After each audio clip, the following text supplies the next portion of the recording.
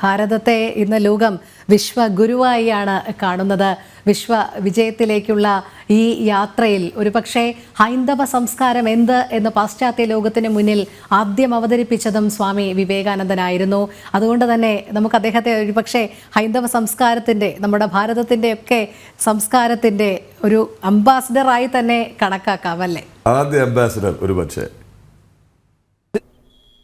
തീർച്ചയായിട്ടും ആധുനിക കാലത്തെ ആദ്യ അംബാസഡർ എന്ന് തിരുത്തി പറയണം എന്ന് ഞാൻ ആവശ്യപ്പെടുകയാണ്. കാരണം അതിനു മുമ്പ് തന്നെ കമ്പുവും കൗണ്ടിന്യനും ഒക്കെ വിദേശങ്ങളിലേക്ക് ഹിന്ദുധർമ്മത്തിൻ്റെ, ഹിന്ദു സംസ്കാരത്തിൻ്റെ മഹത്തായ സന്ദേശവുമായി പോയിട്ടുണ്ട്.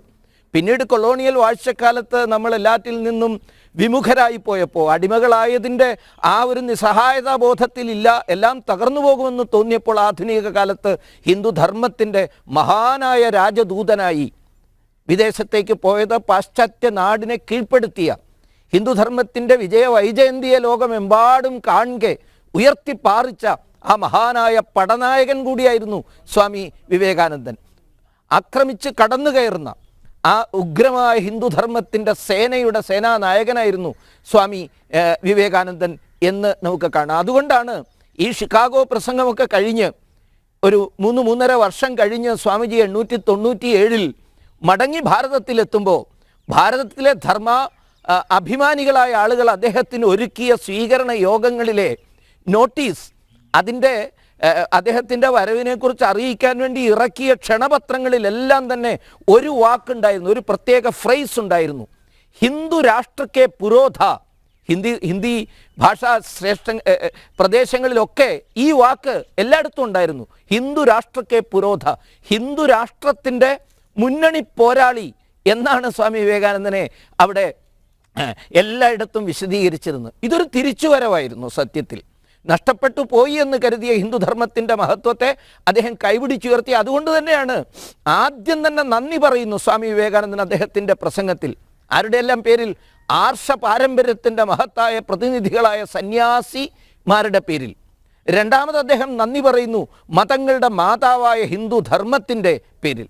മൂന്നാമത് അദ്ദേഹം നന്ദി പറയുന്നു ഭാരതത്തിലെ കോടാനുകോടി വരുന്ന വിവിധ വർഗവർണ്ണ വിഭാഗങ്ങളിൽ ആയി തിരിഞ്ഞിട്ടുണ്ടെങ്കിൽ പോലും കോടാനുകോടി വരുന്ന ഹിന്ദു സാമൂഹ്യ അംഗങ്ങളുടെ പേരിൽ ഞാൻ നന്ദി പറയുന്നു. ഹിന്ദു സമൂഹത്തിൻ്റെ പേരിൽ, ഹിന്ദു സംസ്കാരത്തിൻ്റെ പേരിൽ, ആർഷ പരമ്പരയുടെ പേരിൽ, ഹിന്ദു മതത്തിൻ്റെ പേരിൽ ഒരു തരത്തിലുള്ള വിഷമവും ഇല്ലാതെ അദ്ദേഹത്തിനൊരു ശങ്കയും ഉണ്ടായില്ല ഹിന്ദു എന്ന പേരിൽ അവിടെ അറിയപ്പെടാൻ. അങ്ങനെ തന്നെയാണ് അദ്ദേഹം പറഞ്ഞത്. പിന്നീട് അദ്ദേഹം അഭിമാനത്തോടെ പറയുന്നത് ലോകമെമ്പാടുമുള്ള രാഷ്ട്രങ്ങളിൽ വിവിധ മതങ്ങൾ ആക്രമിക്കപ്പെട്ടപ്പോൾ, ചൂഷണം ചെയ്യപ്പെട്ടപ്പോൾ, പീഡിതരായപ്പെട്ടപ്പോൾ അവരോടിയെത്തിയത് എൻ്റെ അമ്മയുടെ മടിത്തട്ടിലേക്കാണ്, എൻ്റെ രാഷ്ട്രത്തിൻ്റെ മടിത്തട്ടിലേക്കാണ്. ആ ഹിന്ദുരാഷ്ട്രം ഇരു കൈകളും നീട്ടി അവരെ ക്ഷണിച്ചിരുത്തി. ഇസ്രയേലികളുടെ, ജൂത സമൂഹത്തിൻ്റെ ഏറ്റവും പവിത്രമായ അംശങ്ങളെ കാത്തു സൂക്ഷിച്ചത് ഈ രാഷ്ട്രത്തിലാണ്. ആ രാഷ്ട്രത്തിൻ്റെ പേരിൽ ഞാൻ അഭിമാനം കൊള്ളുന്നു എന്നാണ് അദ്ദേഹം പറഞ്ഞത്. അങ്ങനെയുള്ള സ്വാമിജി തൻ്റെ ഈ വിശിഷ്ടമായ സംസ്കാരത്തിൻ്റെ ഏറ്റവും വലിയ പ്രതിഫലനമാണ്, ഒരു തരത്തിലുള്ള പ്രകടനമാണ് ആദ്യ അഭിസംബോധനയിലൂടെ തന്നെ അവിടെ അവതരിപ്പിച്ചത്.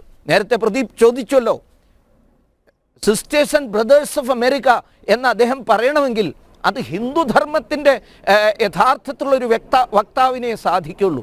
അതാണ് അദ്ദേഹം പ്രകടിപ്പിച്ചത് അവിടെ. കാരണം ലോകം മുഴുവൻ ഒരേ ആത്മാവിൻ്റെ, പരബ്രഹ്മത്തിൻ്റെ അംശങ്ങളാണ് എന്ന് വിശ്വസിക്കുന്ന ഒരു ധർമ്മത്തിൻ്റെ, വേദാന്ത ദർശനത്തിൻ്റെ മഹത്വം കൂടിയാണ് അദ്ദേഹം അവിടെ പ്രഘോഷണം ചെയ്തത്.